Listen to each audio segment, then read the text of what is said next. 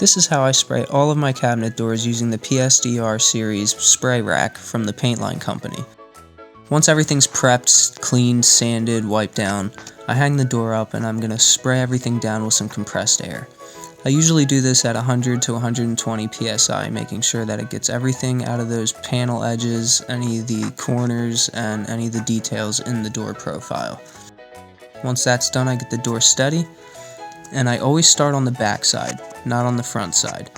If anything's going to go wrong, it's going to be when I pick the gum back up between doors, and it's going to be a clog or a spray or something like that I'm not going to like, and I'd prefer it to be on the back.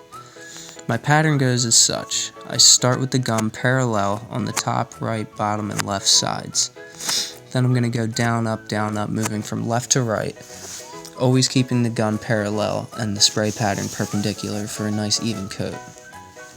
Then conveniently I can spin it around and I can start working on the front. The only difference here is I'm going to have the gun on a bit of an angle so that I can hit that beveled edge on this door profile. I want to make sure everything is hit evenly, so this calls for a little bit of an angle there. After that, I'm going to bring the gun back to parallel and I'm going to go same thing, down, up, moving to the right. Little speck there that I had to get off. Now we're ready to spray some primer on this. So parallel, hitting the top, right, bottom, left side. Put the gun parallel, down, up, moving from left to right, and you can see that I'm keeping my spray pattern overlapping at about 50% or more. This is going to ensure that I have no lapping and I have even coverage without getting any sags or drips or anything like that. Now on the front of this door, we're going on a bit of an angle to hit those beveled edges, and same thing, gum parallel on the face, down, up, left to right.